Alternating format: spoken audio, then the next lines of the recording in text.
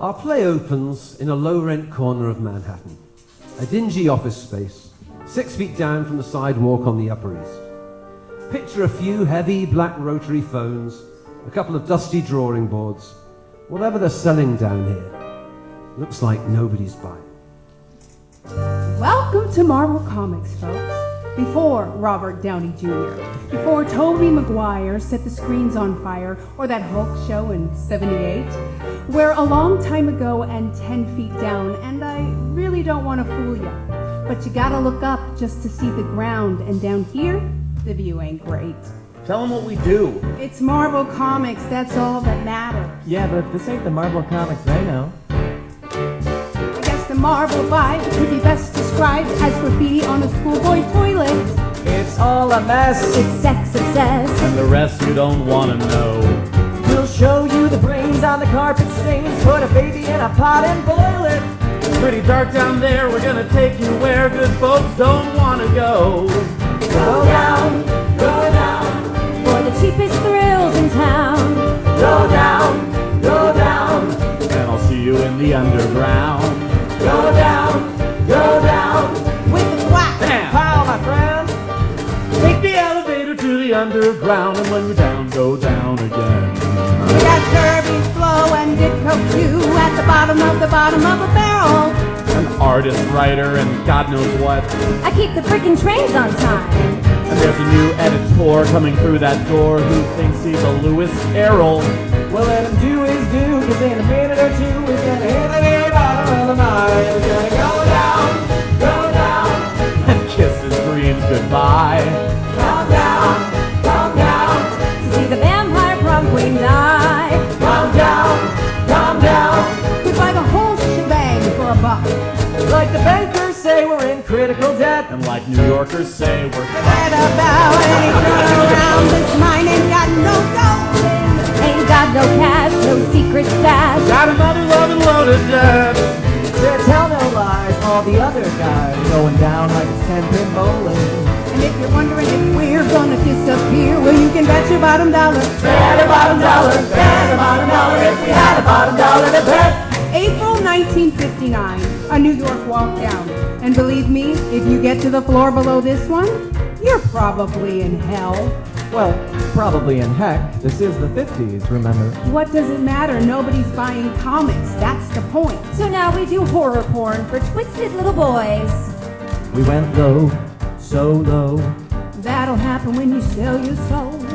When you feel that old devil tugging on your toe, I can tell you which way you'll go. We gotta go down, go down. You better buckle up your buckle now.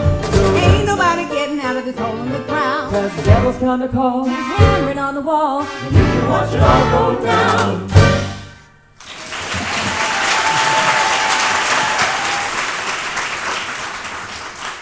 Stop the train! We've hit Party Central! Granny Moses. Where the hell did you come from? Go down! Go down! I like your styles. Stan Lee, reporting for duty. Ah, Mr. Lee, the new editor. Call me Stan. I like to keep things informal. Okay, I'm Flo, and I do the office stuff. You're the office manager? Well, if that means I buy the coffee, then sure. Hey, the person who buys the coffee runs the company. And you must be Marie Severin, Yes. draftsman, inker, world-class colorist. That sounds like another Marie Severin, but I'll take it. I've seen your work. You got a lot of talent there. Thank you. And speaking of talent, Steve Ditko, artist and writer. No introduction needed. Did Captain Atom over at Charlton Comics, right? That's right. I've seen writers who draw and drawers who write. Never seen one who could do them both like you. What they got you working on right now? Well, right now, I'm working on the accounts. They've got you doing the books? I mean, we're a skeleton staff here. We all do what we can. Well, I'm here to try something new. Got the publisher on board. That would be your uncle, right? He's not my uncle, but he wants us to get away from being just another DC Comics knockoff. Being a DC Comics knockoff is kind of our business model. Well, maybe it's time to try a new model. Every time new guy wants to do something new, then we bleed readers for 6 months till we go back to doing twisted crap for 8-year-old boys. He's kind of a... There's a name for it. Yeah, he's an asshole. But he's right. You've just been made captain of the Titanic. You know what I see when I look at this place? I see a whole load of potential. Well, I guess the Titanic had a whole load of potential, right up till it hit that iceberg. Good to have you on board, Captain. But the day's not a total loss for Stan. Out on the street that evening, he meets Joan, and something clicks inside of him. But as this is just an abridged reading, we're just going to abridge the hell out of that scene and move straight on. Because a few months Hold later... on. Wait a minute. What? What happens when I meet him? Well, you reject him, but you'll meet him again a little bit later. So the first time a man takes an interest in me in 6 months and I reject him? Thanks. Well, look, you're recovering from a broken heart. Oh, all right, look, I'll be honest. Your last boyfriend died on you. You're just not ready yet. But have a little patience, because a few months go by, and things get pretty tough at Marvel Comics. Nothing's selling. Tempers are flaring. And Jack Kirby is turning out to be a royal pain in the ass. Jack, is this another story that you're refusing to draw? It's not a story, it's pseudo-beatnik crap. No, Jack, it's a story. It's what we do here. We write stories. Kids want blood and boobs and bubblegum. If you were a comics man, you would know that. I'm a comics editor who can't make comics because every idea gets shot down before it makes it to the drawing board. Hey, you want to fire me? You'd be doing me a big favor. No, I won't be doing you that favor, You're Jack. goddamn right you won't, because you know you'd never find an artist like me that you can pay the pennies. I'm looking for Mr. Stan Lee. Yeah, well, you found one. Good morning, Mr. Lee. My name is Judge Murphy. Judge Murphy, of the Comics Code Authority. Well, I'm sorry, we were doing a little staff check-in. So I see. It's an honor, sir. I hear you're on a mission to drag comics out of the gutter. I hope that's a mission we're all on. The Senate wasn't happy with what it saw. And we're with them 1,000%. Kids don't need to see B-movie horror porn in their comics. Zombie Avenger, Mutant Girls from Venus, The Shrunken Head Lives. Yep, these are old titles we're just tying up. Well, I'm here to place a marker. A marker? This is day one. Everything before now forgiven and forgotten. But the Senate is coming down hard, and I'll need to see some changes. Well, just show me a copy of the Comics Code and we'll get in compliance before you can say apple pie. Don't you think you should ask what the code is saying before making those promises? Then why don't I give you a summary? You seem like a summary kind of guy. I'm all ears. A few simple rules, if memory serves. The first 5 are about nudity, 6 and 10 are about crudity. Then there's a few dozen more about the communists and pervs. And please don't draw women with unnecessary curves. Curves? Oh, Yes. Saturdays at the ballpark, Sundays at prayer. Don't sympathize with the bad guys, they're losers, and they pay the price. The president's good, and the judges are fair, and God made this nation with goodness to spare. Well, that's about it. okay, no problem. No, and one more thing. I don't like monsters.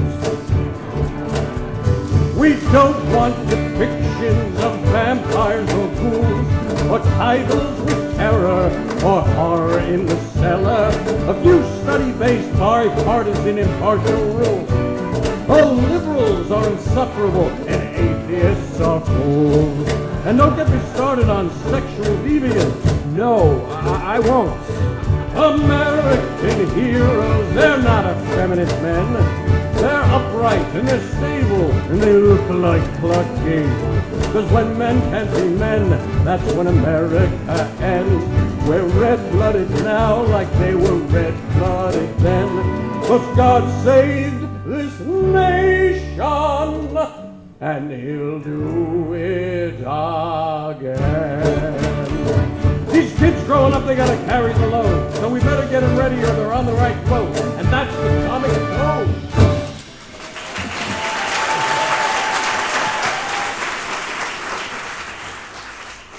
We're on board, sir. It's not a problem.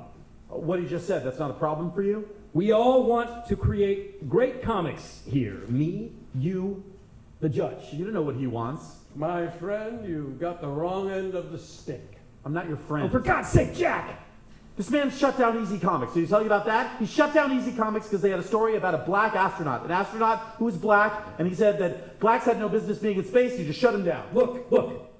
There's no problem. It's a simple ask and a simple yes, and we're all good. Oh, you're kidding, right? You're really going to take this up the ass? Jack, can we table this? I apologize, Judge. We'll work on our manners, and you'll see some big changes here. I wish you luck. Did you just apologize for me? We don't need to make an enemy of that man. You apologize for me like I'm a child. If you don't like me cleaning up your messes, then stop making messes. Well, sometimes standing up for things gets messy, but when a judge with a Bible up his ass tells me I can only write what he wants, you can bet the farm I'm going to make a mess. He's telling us not to put rotting heads in a kid's comic. What the hell are you fighting against? I'm fighting against someone telling me what I'm allowed to write, and my editor is on his side. But all the passion and all the bloodletting can't hide the fact that they're in an industry that's dying. Nobody's buying comics. And of course there's more fighting and more blaming, but by the time the final print run comes around, blame turns to acceptance, and passions turn to exhaustion. Oh, our final print run. We put up a good fight. Outlasted most of them. Hey, I paid my bills with kids' spare change for 23 years. No regrets. No regrets. Actually, I do have one regret. What's that?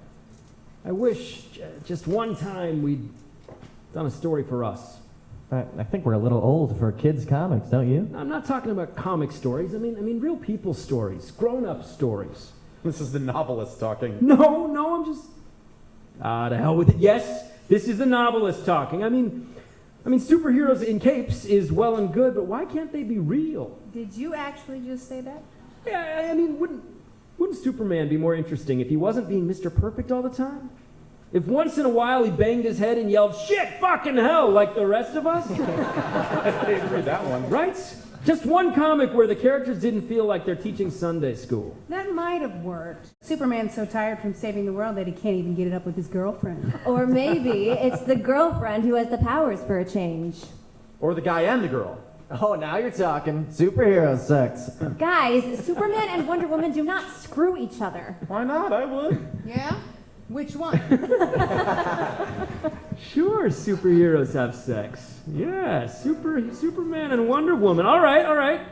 They're married to keep the CCA happy, but when the only thing between mankind and annihilation is one man and one woman, will their love be their fatal weakness or their greatest strength?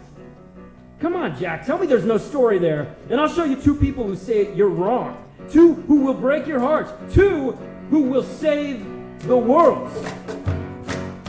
Two to make a stand, two to take the fall. The mighty number of the binary, two gonna beat them all. Two to make love all night and be there to save the day. Two to stand and fight for the red and white and blow them blues away. You know, you might be onto something, Stan. Big deal. You think he's the first guy to think of two? It's like Batman's married Robin, a super chick or a super dude. Hey, what you say we throw a frickin' bomb in? A kid brother with an attitude. A little sibling rivalry to really stir the pot. Till the bombs hit and blow like Pearl Harbor, and they fight like Che Guevara. Free to make a stand, free to take the fall. That sacred number of the Trinity, three gonna beat them all. Three, like musketeers. Hey! Like mice. Like three wise men. Three to stand and fight for the red and the white, and we won't be blue again. Could have been a hell of a team, boss. Yeah, we could have been. But still, it's like they're straight from central casting. We gotta think outside the box. Then I'll rustle up a thing with armor-plated skin and a heart of solid rock. Ready to tear the team apart, temper like a beast, till the bombs hit and blow like Pearl Harbor, and they fight like Che Guevara. For to take a stand, for to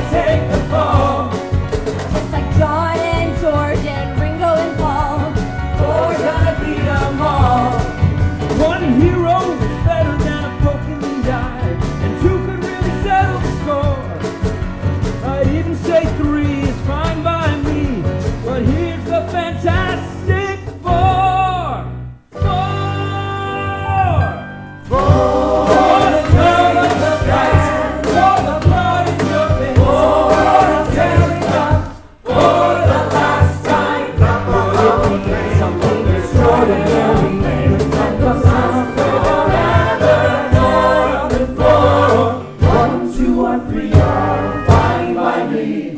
But here's the Fantastic Four.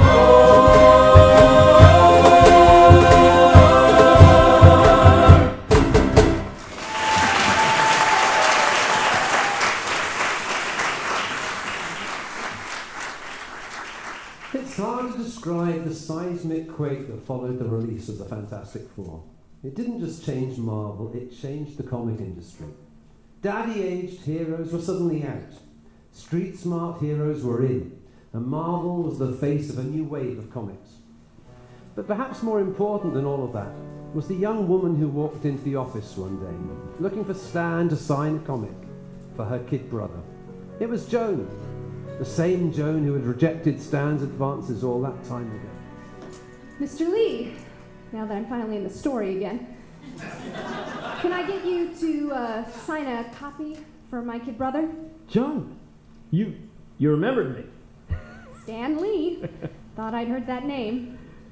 You want me to sign? Yes. Yeah, if you have a minute. Just make it to my kid brother, Joan. Joan. Okay. You know, my brother says that Johnny Storm should find himself a girl. You can tell him that he's already found one, but she turned him down. Well, if he was any kind of a hero, he wouldn't give up so easy. You think? That's what my brother thinks. Well, perhaps you should tell your brother that in these days of women's lib, women can do the asking too. Well, my brother says he should stop being such a douchebag and just do it already. Well, on that topic, I did want to ask you a question you've already answered. So I guess I'm hoping that you'll give a different answer this time. Okay. Okay, that's the situation, or okay, that's your answer? Okay, I'll meet up with you, Stan. If that's what you're asking. You will. That's okay. That's totally what I was going to. And that's phenomenal. That's phenomenal. That's great. Stan, nothing heavy. Okay, let's keep it light. Yeah, whatever you say. She said yes. Stan, I'm telling you, up front, these are damaged goods.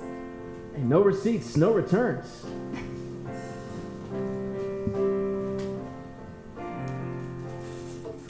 I might as well. And if you kiss me, I won't tell. But don't expect the Queen of Hearts. One room, one door. What introvert could ask for more? 'Cause when you step outside, that's when the trouble really starts. With my words, I tell you yes. But in my soul, I must confess there's something missing, something missing, something missing there, I guess. Maybe I should stay at home on my own. But if you call my phone, I might just try. The broken girl and the Brooklyn guy. And when we start, it's all a game. But when it ends with blame to spare and razor friends, what becomes of the broken ones? They just get broke again. Despite it all, I tell you yes.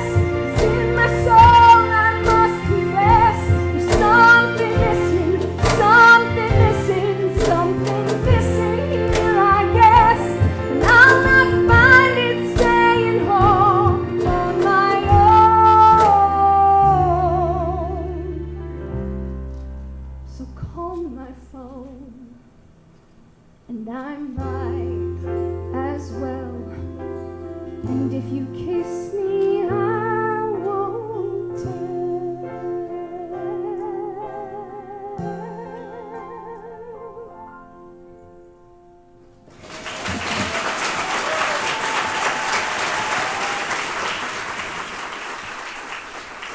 What the hell are you playing at, Lee? I'm sorry?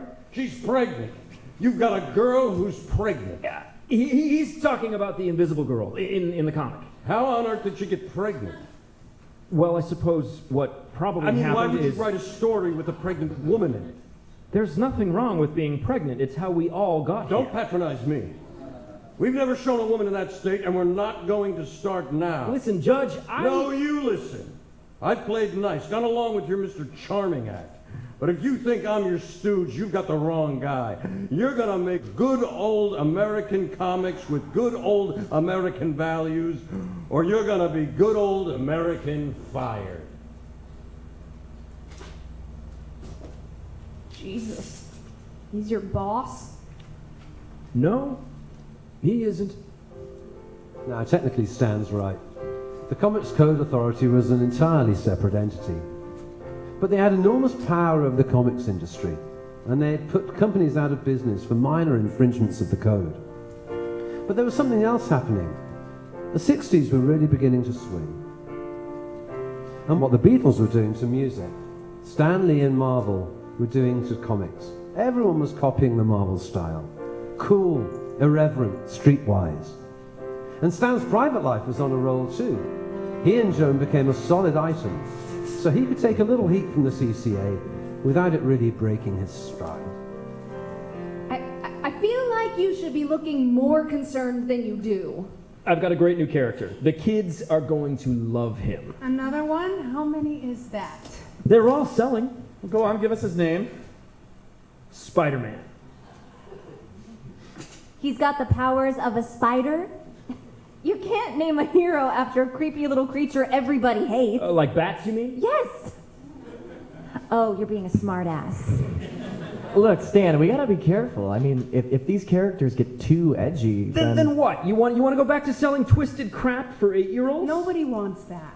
But we could lose it all if we mess up. The only way we mess up is if we stop writing good stories. So the real question is, do you think Spider-Man is a good story? I think there's something there. What is this thing? Kid gets bitten by a spider and becomes a hero? No, he gets bitten by a spider and becomes a TV wrestler. What? He's a kid. He's not a hero. He wants to be rich and famous, just like any other kid. Oh my God, we're gonna get shut down. Now roll up, folks. Can I take your bid? Powers of a spider, the mind of a kid. If you want to save the world, this ain't the guy for you.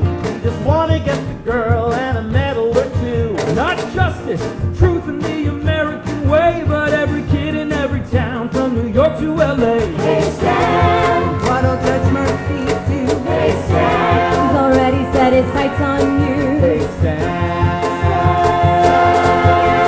Hey, man, ain't no Superman. He's a hero for the era of the rock and roll band. We'll knock him down. He'll stand up tall. Judge Murphy gonna put us freaking head through a wall. But he can't take it all, Mr. Spider-Man. But can we take it? That's the point. Take what? We're talking about a slap on the wrist, Max. You're taking heat from the CCA. You already dodged a bullet. Man, don't throw it away. We won't break the code. We don't want no fight. But no dictator fella gonna tell me what we can write. Not Stalin. Or Hitler. Attila the Hun. We write what we write, and we take what'll come. No way. That's how you end this tale. No way. A kid with his soul for sale.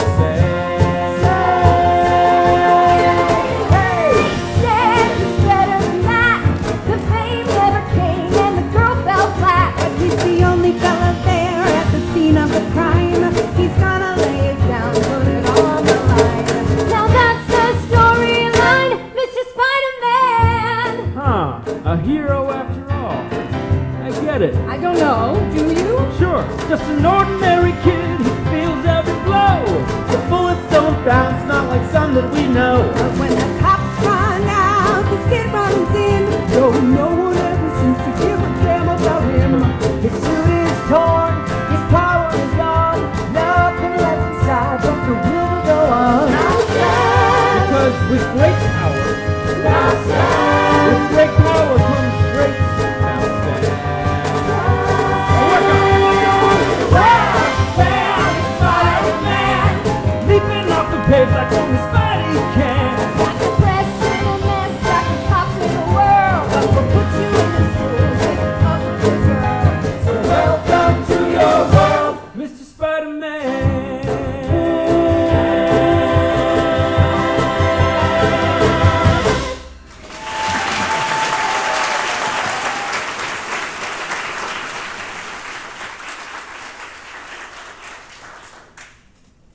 Well, you probably know what happened next. Spider-Man was a publishing sensation. College students voted Spider-Man and Bob Dylan to be the cultural icons of the decade. And things were going great with Joan, who is now almost a part of the Marvel team. She even opened the mail. Hey, look at this. The U.S. Department of Health is asking if Spider-Man can be part of an anti-heroin campaign. They're asking what? They want Spider-Man to warn the kids about heroin. Spider-Man doing a public service announcement? Well, hey, you should be flattered that the government wants to use him. Have you seen what that drug does to kids? Okay, we're flattered, but this doesn't feel like a Spider-Man thing. Dicko? I mean, Spider-Man's cool. That's why the kids love him. This sounds more like DC. If we say yes to this, next we'll be doing forest fires.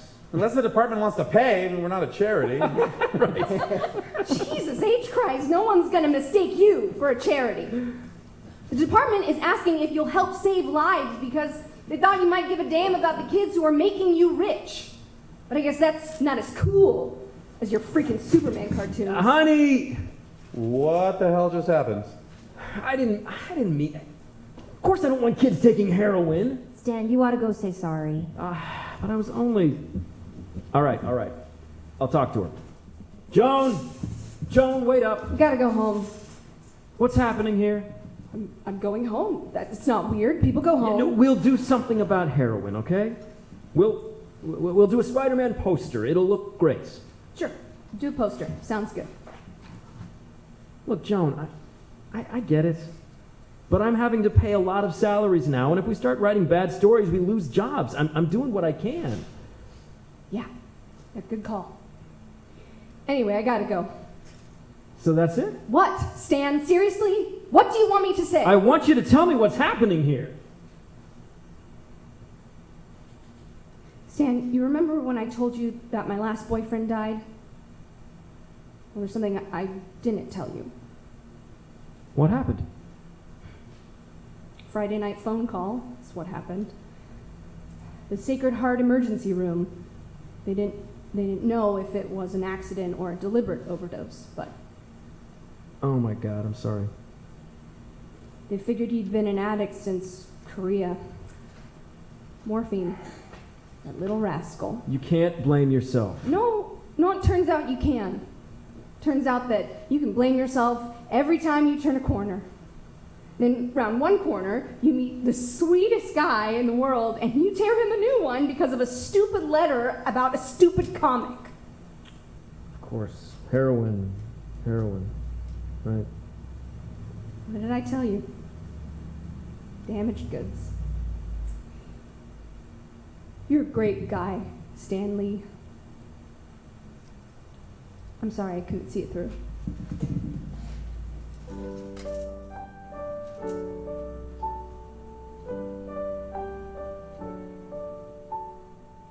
Nice twist at the end, but the breakup needs development.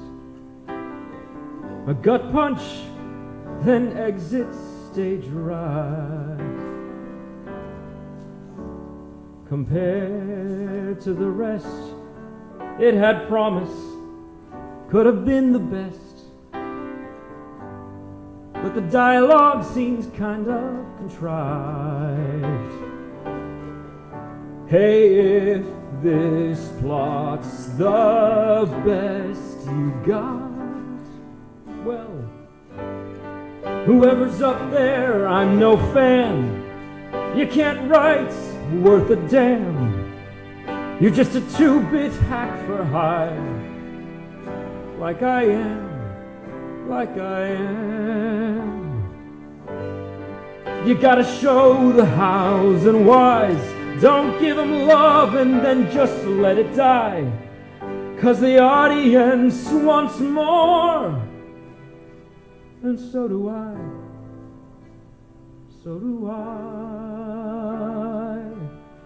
She nailed the part. She tore this poor boy's world apart. I'll give you some credit for that. There's the world at my feet, and the girl who makes my life complete sticks a heart-shaped knife in my back. She stopped and held it, and God, I felt it. Whoever's up there, take a bow. It's too late for rewrites now, and no one cares how a subplot ends. Anyhow. Enter two lovers on a stage, write 'em lines, then turn the page. And when they're gone, nobody knows the price they paid.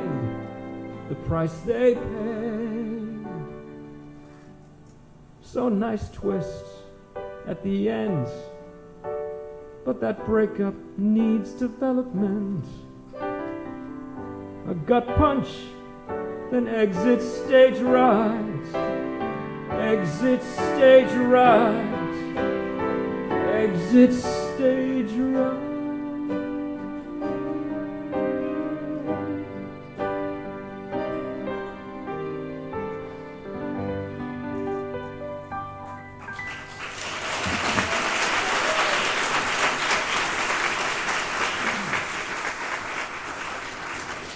Maybe he was trying to prove something to himself, or maybe he was trying to prove something to Joan. Either way, a new sense of conviction came over Stanley.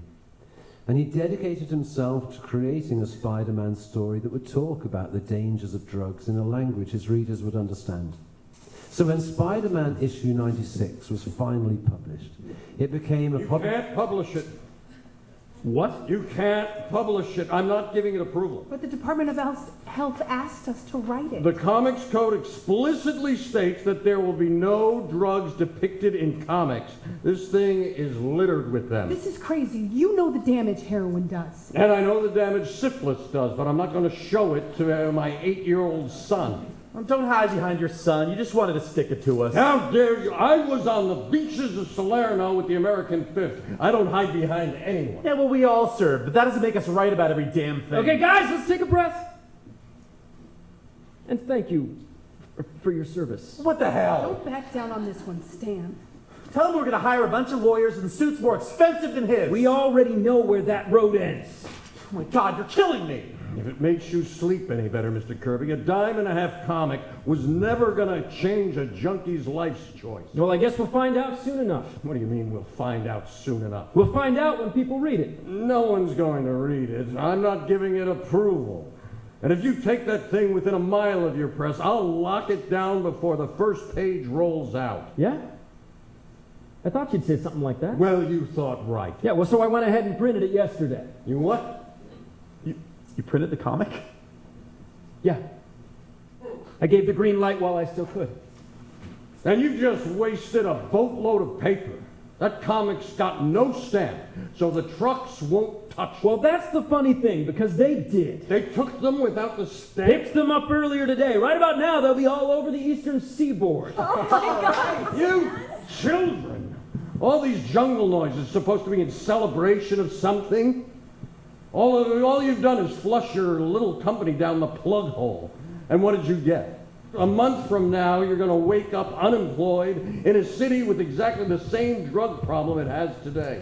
And realize that your little rag never made one scrap of difference. Judge Murphy, there's no reason for anything to go down the plug hole. All we were trying to... No, Marvel's going down the plug hole because after this little stunt, I'm going to push it down. With great power comes great responsibility. And Stan finally realized what that meant. He'd published the first comic without a stamp since the CCA had been created, and he knew that it meant the end of Marvel Comics. But he did it anyway. Great power, great responsibility. The only thing he didn't expect was what happened when he returned to the dark, empty Marvel Comics later that evening. Hello, Stan. Joan, what are you, why are you here? I wanted to tell you that you did a wonderful thing. Getting the comic out there, that took guts, Stan. Heck, I just wanted to see a comic without that stupid stamp on the cover. I think you're more noble than you pretend. That story's got real heart. You read it? Of course. You were really swinging for the fences on this one, weren't you? All right, who talked to you? Alphabetically? Oh. They're worried you're going to lose everything. So am I. Yeah. We'll be fine. By Monday, Murphy will probably have forgotten all about it. You know, for someone who tells stories for a living, you are a terrible liar. Tell me what's really going to happen. Murphy's going to lock the press, and it'll be the end of Marvel. Thank God, he can do that? Easy Comics, North Star, and now it's our turn. But you were trying to help. You were asked to help. And we did help. And I can live with that. How you doing, Stan? Oh, you know me. Pedal to the metal. How about you? How are you doing? You doing okay? Yeah. I mean, no, but what the heck? No one else around, so I can wallow in self-pity all day and nobody even knows. Sounds like heaven. No one to tell me some crazy new story he's just come up with. No one to make me laugh. Or make you cry. Or make me feel like there's a life out there to be lived. Jonah, I'm still that dorky comic book editor standing on a street corner just hoping you'll give me 5 minutes. Except you're not going to be a comic book editor much longer, yeah. Well, boy on the corner, I guess neither of us are bringing much to the table anymore. I don't even think we've got a table. But I've got a sack full of 5 minutes. If you still want them. Now you might think this would be a great place for a love song, and you'd be right. But as we can't play all the songs from the show, you'll just have to imagine this one. So if you picture something with the melodic beauty of Bridge Over Troubled Water, with the majestic grandeur of the Moonlight Sonata, and the viral appeal of like Baby Shark. And Baby Shark? yeah, look, the point is that Stan and Joan are back together again, and that Joan has finally seen in Stan the man she always hoped he would be. And the following Monday, as the Marvel team waits for Judge Murphy to shut down their press, Stan is finally at peace. He has found something greater than himself, and whatever happens next, he can walk that road with a woman he loves, and with the knowledge that when it mattered, he did the right thing. Hey, Judge Murphy, come to lock our press? Not exactly. I'm stepping down as the head of the Comics Code Authority. What? You are? Why? Apparently, senators read the comics reviews. Who knew? They fired you? Nobody fired me, young lady. But yes, your unauthorized comic seems to make an impact. You know, I saw the write-up in the New York Times. It's not the reviews that change things. It's this story right here. Fraser Martin, 17, was found dead from a heroin overdose at his family home in Larchmont yesterday. Jesus. The Martins go to our church. My son knows Fraser. Knew him. I'm sorry. What did you say to him? What's a middle-aged lawyer supposed to say about a thing like that? I don't even know the names that they call this stuff. There's nothing anyone can say. Well, there was one voice that he listened to. Picked it out for himself at a grocery store. Spider-Man. Turns out your comic said the things I couldn't. It was a big help to Junior.